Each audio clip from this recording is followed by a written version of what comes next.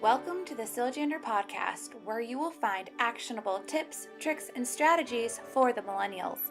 In this show, we will dive into content that will teach you how to live with more ease, confidence, and authenticity.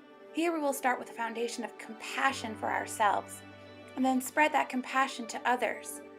We believe that this chain of acceptance and fortitude can radically change our families, communities, and beyond. And I am your host, Laura Siljander, yoga teacher, mental health coach, outdoor enthusiast, and lover of red wine. So grab your headphones and get ready to learn, grow, and to be inspired to live a life filled with intention and wellness.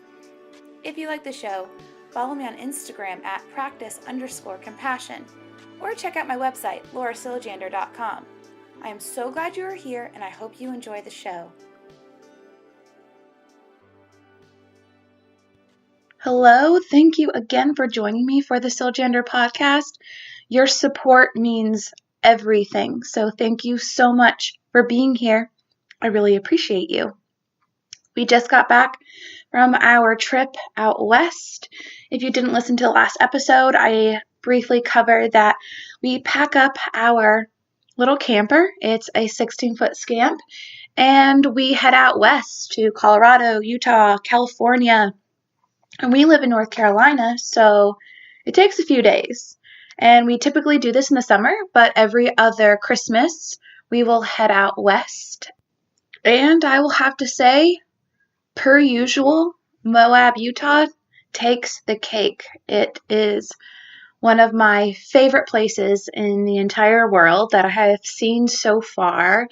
If you've gone to my website, you have seen clips and pictures of it, because that is where I feel the most creative, free, open. And I wish a place like that for everyone, somewhere where they can go, where they just can completely unwind and feel completely authentic. And if you're lucky, you live there.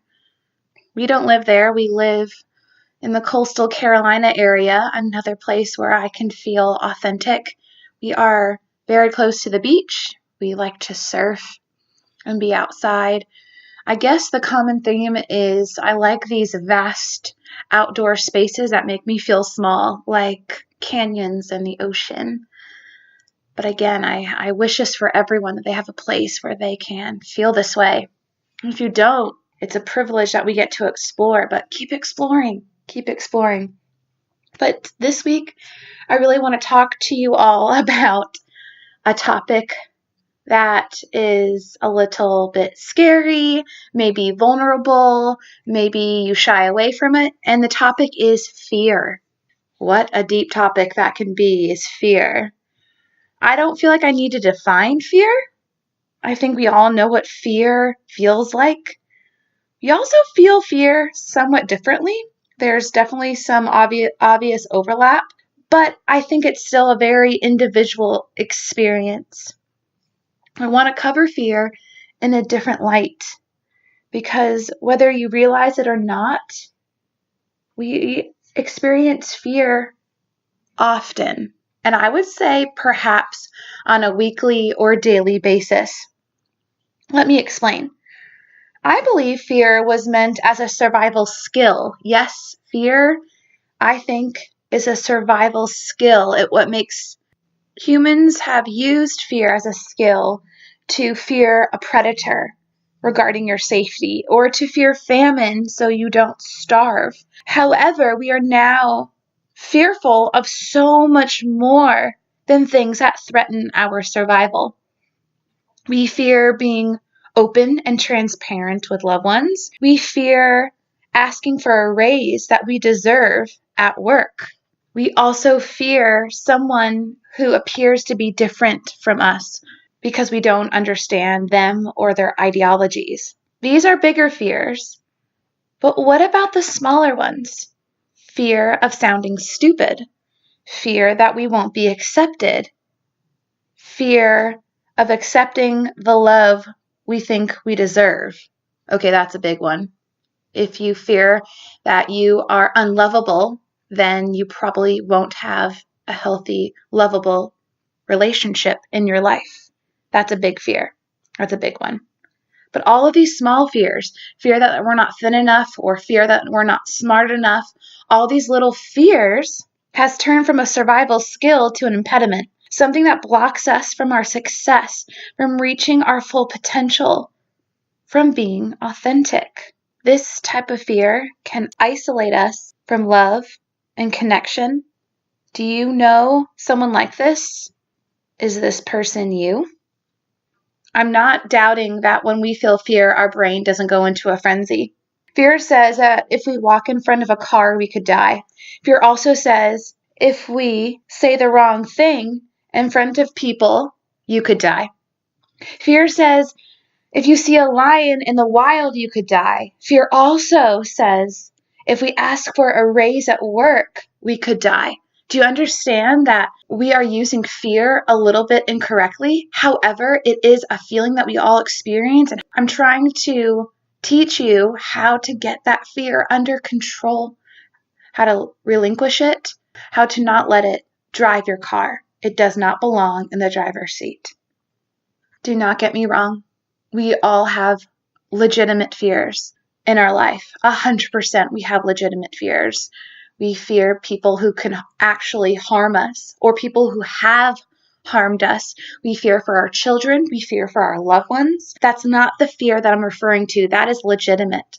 I am referring to the fear that holds you back, that doesn't allow you to authentically express yourself. The fear that tells you that you can't do something. That's the fear I want to address today. That's the fear that we can experience on a daily, weekly basis. So I want to invite you to pause and think of a fear that is holding you back.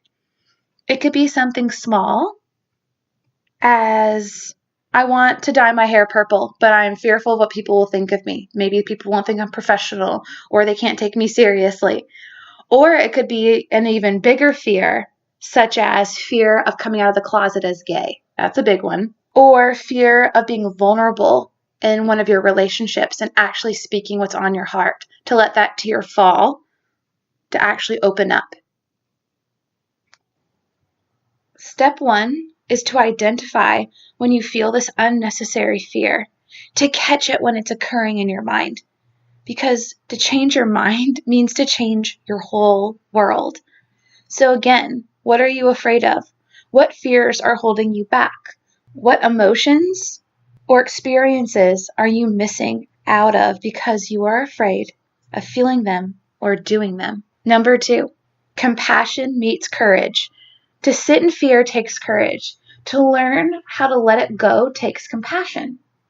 There's a book called Tuesdays with Morrie. It is about a professor who has an illness that he's going to die of.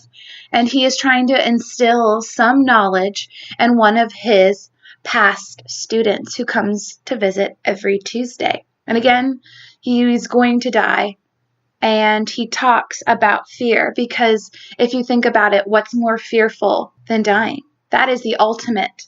We are fearful of ceasing to exist. And this is what this Professor Morrie is going through. So he is a great example. And I want to quote from his book. And the quote starts now. If you hold back on the emotions, if you don't allow yourself to go all the way through them, you can never get detached. You're too busy being afraid. You're afraid of the pain. You're afraid of the grief. You're afraid of the vulnerability that loving entails. Unquote.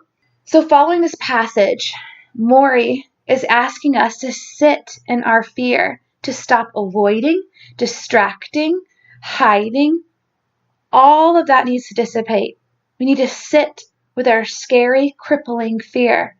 Then with compassion and gentleness, we can recognize it is unproductive, unnecessary, and then we can challenge it and set it free. Sitting with our fear is typically unpleasant, but if you are willing to commit to it, you will spend a lot less time avoiding it and feel less afraid. To sit with fear and actually allow yourself that time to let the emotions flood should probably be done in a place where you feel safe. That could be in your room alone or with a person you trust, like a coach, counselor, or a friend or family member. It could even be in your car, however, preferably not when you're driving. When you sit with your fear, notice how your body feels. Does it feel heavy, tense? Is your breathing shallow? Are you breathing at all? Do you feel sweaty? These bodily experiences can identify and cue you in to what fear feels like and the onset of fear. So when these feelings happen down the road, you can identify it as, that is fear, which is exactly what Morrie, in this book that I am talking to you about, is referring to. So I want to read another passage from this book. Quote, I thought about how often this was needed in everyday life. And he's talking about fear. How we feel lonely, sometimes to the point of tears, but we don't let those tears come because we are not supposed to cry. Or how we feel a surge of love for a partner, but we don't say anything because we're frozen with fear of what those words might do to our relationship. Morrie's approach was exactly the opposite. Turn on the faucet, wash yourself with emotion. It won't hurt you, it'll only help you. If you let the fear inside, if you pull it on like a familiar shirt, then you can say to yourself, all right, it's just fear.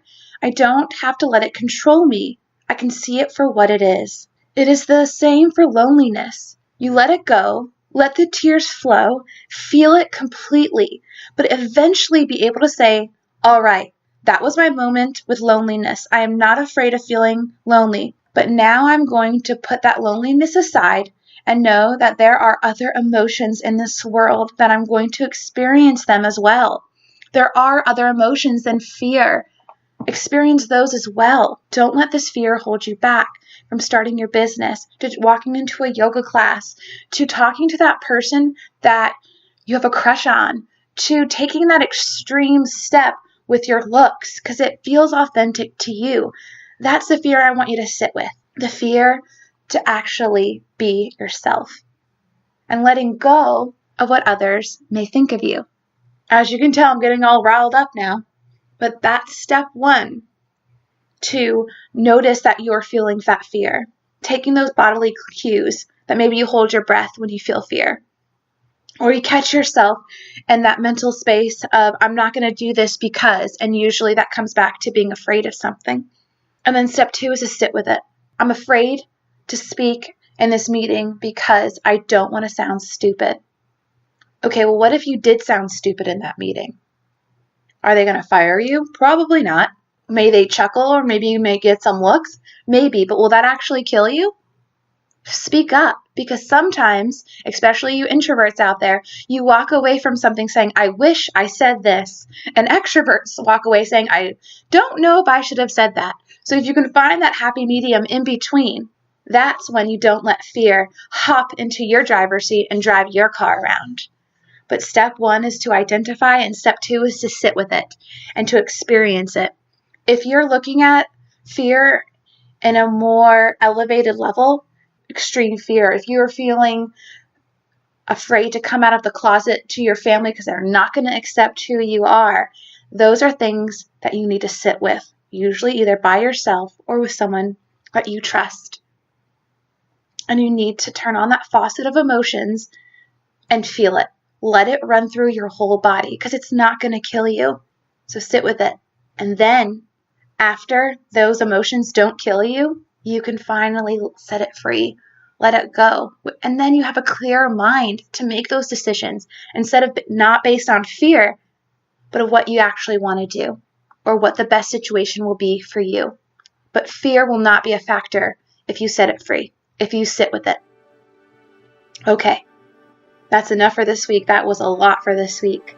If you have any tips, tricks, or strategies that go along with fear and letting go of fear and not letting it stop you from who you are, please reach out to me. You know where to find me at Practice Compassion on Instagram. And please remember this week, folks, to practice compassion with yourself and others. I will talk to you next week.